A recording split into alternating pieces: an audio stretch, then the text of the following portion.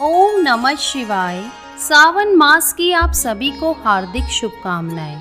सावन सोमवार व्रत कथा। प्राचीन समय की बात है।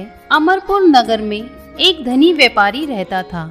दूर दूर तक उसका व्यापार फैला हुआ था। नगर में उस व्यापारी का सभी लोग मान सम्मान करते थे।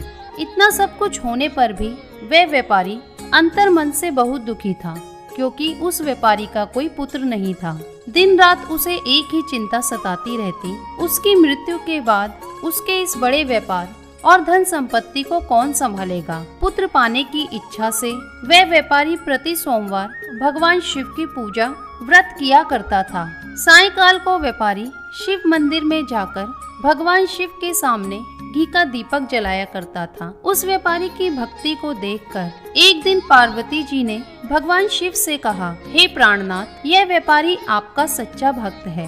कितने दिनों से ये सोमवार का व्रत और पूजा नियमित कर रहा है। भगवान, आप इस व्यापारी की मनोकामना अवश्य पूर्ण करें।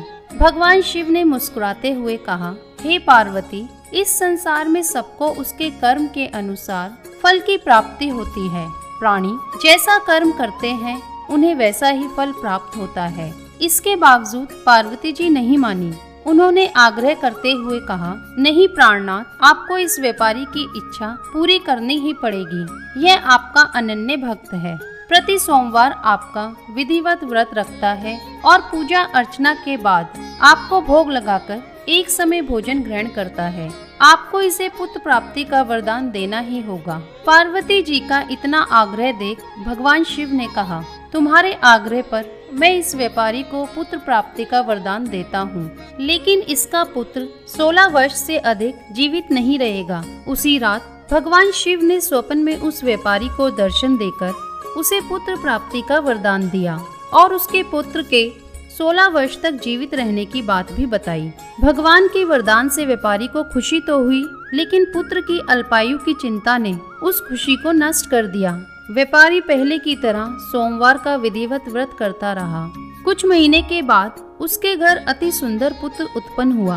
पुत्र जन्म से ही व्यापारी के घर में खुशियां भर गई। बहुत धूमधाम से पुत्र जन्म का समारोह मनाया गया। व्यापारी को पुत्र जन्म की अधिक खुशी नहीं हुई, क्योंकि उसे पुत्र की अल्पायु के रहस्य का पता था। यह रहस्य घर में किसी को नहीं मालूम था। जब उसका पुत्र 12 वर्ष का हुआ तो उसे शिक्षा के लिए काशी भेजने का निश्चय हुआ।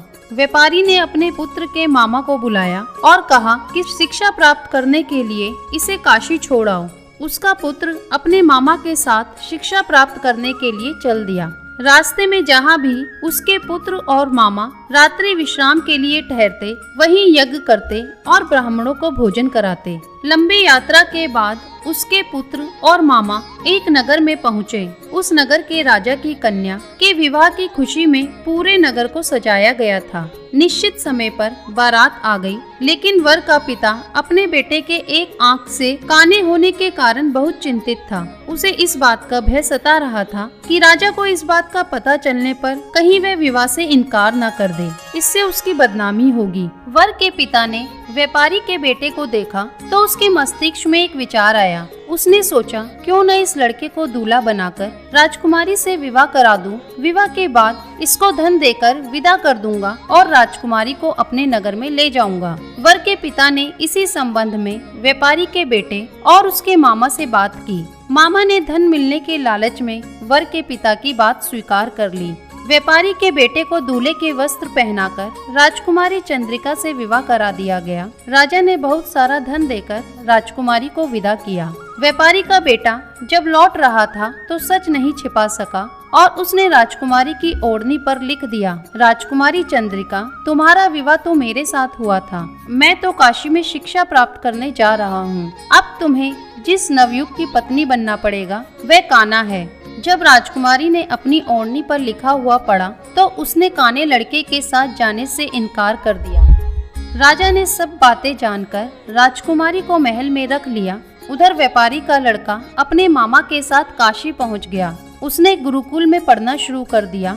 जब व्यापारी के पुत्र की आयु 16 वर्ष पूरी हुई तो उसने एक यज्ञ किया। यज्ञ की समाप्ति पर ब्राह्मणों को भोजन करवाया और खूब अन्न वस्त्र दान किए। रात को जब वह अपने शयन कक्ष में सो गया, शिव के वरदान के अनुसार शयनावस्था में ही उसके प्राण पखेरु उड़ गए। सूर्योदय पर मामा उसको मृत देखकर रोने पीटने लगा। आसपास के लोग भी एकत्र होकर दुख प्रकट करने लगे। मामा के रोने विलाप करने के स्वर समीप से गुजरते हुए भगवान शिव और माता पार्वती ने भी सुने। पार्वती जी ने भगवान से कहा, प्राणनाथ, मुझसे इसके रोने के स्वर सहन नहीं हो रहे हैं, आप इस व्यक्ति के कष्ट अवश्य दूर करें। भगवान शिव ने पार्वती के साथ अदृश्य रूप में समीप जाकर व्यापारी के पुत्र को देखा तो पार्वती जी से बोले, पार्वती, यह तो उसी व्यापारी का पुत्र है। मैंने इसे 16 वर्ष की आयु का वरदान दिया था, इसकी आयु तो पूरी हो गई है। पार्वती जी ने फिर भगवान शिव से निवेदन किया,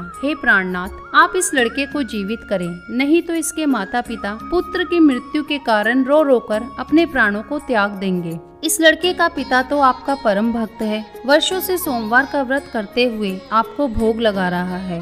पार्वती जी के आग्रह करने पर भगवान शिव ने उस लड़के को जीवित होने का वरदान दिया और कुछ ही पल में वह जीवित होकर उठ बैठा। शिक्षा समाप्त करके व्यापारी का पुत्र अपने मामा के साथ अपने नगर की ओर चल दिया।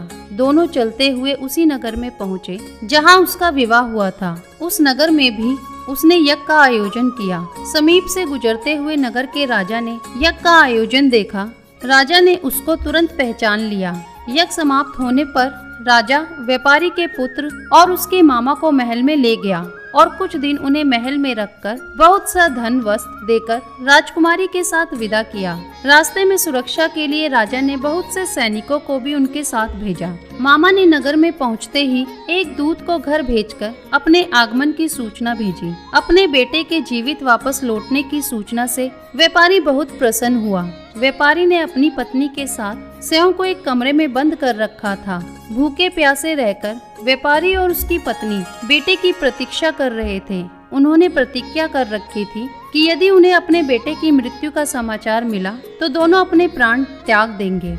व्यापारी अपनी पत्नी और मित्रों के साथ नगर के द्वार पर पहुंचा। अपने बेटे के विवाह का समाचार सुनकर पुत्र वधू राजकुमारी चंद्रिका को देखकर उसकी खुशी का ठिकाना न रहा। उसी रात भगवान शिव ने व्यापारी के स्वप्न में आकर कहा, हे श्रेष्ठी, मैंने तेरे सोमवार के व्रत करने और व्रत कथा सुनने से प्रसन्न होकर तेरे पुत्र को लंबी आयु प्रदान की है। व्यापारी बहुत प्रसन्न हुआ। सोमवार का व्रत करने से व्यापारी के घर में खुशियां लौट आई। शास्त्रों में भी लिखा है कि जो स्त्री पुरुष सोमवार का विधिवत व्रत करते हैं और व्रत कथा सुनते हैं, उनकी सभी इच्छाएं पूरी होती हैं। तो बोलिए ओम नमः शिवाय। अगर वीडियो पसंद आई हो तो लाइक, शेयर, कमेंट करें और चैनल को सब्सक्राइब करना ना भूलें।